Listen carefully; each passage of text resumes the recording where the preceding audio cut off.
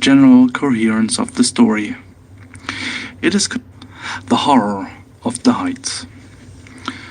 The idea that the extraordinary narrative, which has been called the Joyce Armstrong fragment, is an elaborate, practical joke evolved by some unknown person, cursed by a perverted and sinister sense of humor, has now been abandoned by all who have examined the matter. The most macabre and imaginative of plotters would hesitate before linking his morbid fancies with the unquestioned and tragic facts which reinforce the statement. Though the assertions contained in it are amazing and even monstrous, it is nonetheless forcing itself upon the general intelligence that they are true and that we must readjust our ideas to the new situation. This world of ours appears to be separated by a slight and precarious margin of safety from a most singular and unexpected danger.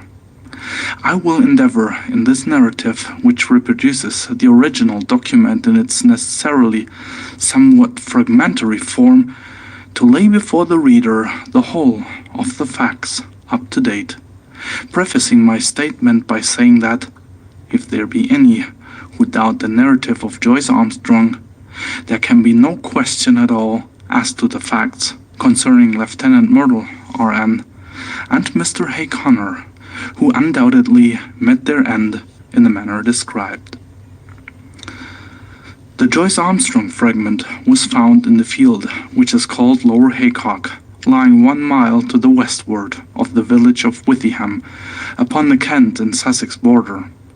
It was on the 15th September last that an agricultural labourer, James Flynn, in the employment of Matthew Dodd, farmer of the Chauntry Farm, Withyham, perceived a briar pipe lying near the footpath which skirts the hedge in Lower Haycock. A few paces farther on, he picked up a pair of broken binocular glasses. Finally, among some nettles in the ditch, he caught sight of a flat, canvas-backed book, which proved to be a notebook with detachable leaves, some of which had come loose and were fluttering along the base of the hedge. These he collected, but some, including the first, were never recovered, and leave a deplorable hiatus in this all-important statement. The notebook was taken by the laborer to his master, who in turn showed it to Dr. J. H. Atherton of Hartfield. This gentleman at once recognized the need for an expert examination, and the manuscript was forwarded to the Aero Club in London, where it now lies. The first 2 pages of the manuscript are missing. There is also one torn away at the end of the narrative, though none of these affect the general coherence of the story. It is conjectured that the missing opening is concerned with the record of Mr. Joyce Armstrong's qualification as an aeronaut, which can be gathered from other sources and are admitted to be unsurpassed among the air pilots of England. For many years he has been looked upon as among the most daring and the most intellectual of flying men, a combination which has enabled him to both invent and test several new devices, including the common gyroscopic attachment, which is known by his name.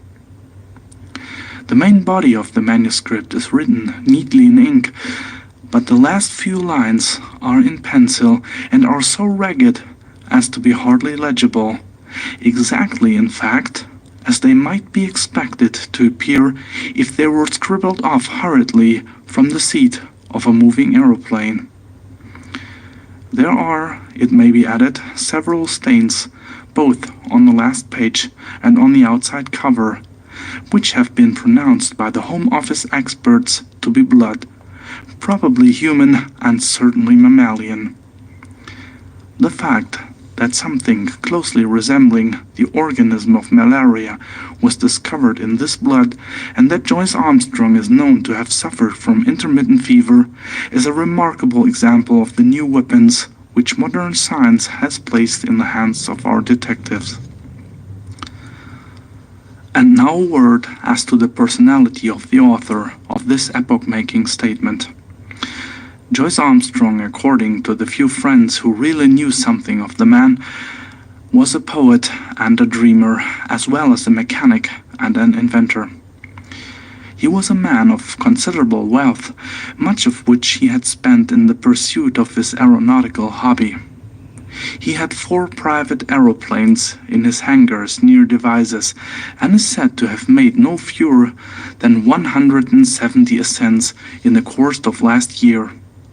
He was a retiring man with dark moods, in which he would avoid the society of his fellows. Captain Dangerfield, who knew him better than anyone, says that there were times when his eccentricity threatened to develop into something more serious. His habit of carrying a shotgun with him in his aeroplane was one manifestation of it. Another was the morbid effect which the fall of Lieutenant Myrtle had upon his mind. Myrtle, who was attempting the height record, fell from an altitude of something over 30,000 feet. Horrible to narrate, his head was entirely obliterated, though his body and limbs preserved their configuration. At every gathering of airmen, Joyce Armstrong, according to Dangerfield, would ask, with an enigmatic smile, "And where, pray, is Myrtle's head?" On another occasion, after dinner at the mess of the flying school on Salisbury Plain, he started a debate as to what will be the most permanent danger which airmen will have to encounter. Having listened to successive opinions as to air pockets, faulty construction, and overbanking, he ended by shrugging his shoulders and refusing to put forward his own views, though he gave the impression that they differed from any advanced by his companions. It is worth remarking that after his own complete disappearance, it was found that his private affairs were arranged with a precision which may show that he had a strong premonition of disaster. With these essential explanations, I will now give the narrative exactly as it stands, beginning at page 3 of the blood-soaked notebook. Nevertheless, when I dined at Rheims with Coselli and Gustav Raymond, I found that neither of them was aware of any particular danger in the higher layers of the atmosphere. I did not actually say what was in my thoughts, but I got so near to it that if they had any corresponding idea, they could not have failed to express it. But then, they are 2 empty, vainglorious fellows with no thought beyond seeing their silly names in a newspaper. It is interesting to note that neither of them had ever been much beyond the 20,000-foot level. Of course, men have been higher than this, both in balloons and in the ascent of mountains. It must be well above that point that the aeroplane enters the danger zone, always presuming that my premonitions are correct. Aeroplaning has been with us now for more than 20 years, and one might well ask, why should this peril be only revealing itself in our day? The answer is obvious. In the old days of weak engines, when 100 horsepower gnome or green was considered ample for every need, the flights were very restricted. Now that 300 horsepower is the rule rather than the exception, visits to the upper layers have become easier and more common. Some of us can remember how, in our youth, Garris made a worldwide reputation by attaining 19,000 feet, and it was considered a remarkable achievement to fly over the Alps. Our standard now has been immeasurably raised, and there are 20 high flights for one in former years. Many of them have been undertaken with impunity. The 30,000-foot level has been reached time after time with no discomfort beyond cold and asthma. What does this prove? A visitor might descend upon this planet 1,000 times and never see a tiger. Yet tigers exist, and if he chanced to come down into a jungle, he might be devoured. There are jungles of the upper air, and there are worse things than tigers which inhabit them. I believe in time they will map these jungles accurately out. Even at the present moment I could name two of them. One of them lies over the Pierre-Bourritz district of France. Another is just over my head as I write here in my house in Wiltshire. I rather think there's a third in the Homburg-Wiesbaden district. It was the disappearance of the airmen that first set me thinking. Of course, everyone said that they had fallen into the sea, but that did not satisfy me at all. First, there was Verrier in France. His machine was found near Bayonne, but they never got his body. There was the case of Baxter also, who vanished, though his engine and some of the iron fixings were found in a wood in Leicestershire. In that case, Dr. Middleton of Amesbury, who was watching the flight with a telescope, declares that just before the clouds obscured the view, he saw the machine, which was at an enormous height, suddenly rise perpendicularly upwards, in a succession of jerks in a manner that he would have thought to be impossible. That was the last seen of Baxter. There was a correspondence in the paper, but it never led to anything. There were several other similar cases, and then there was the death of Hay Connor.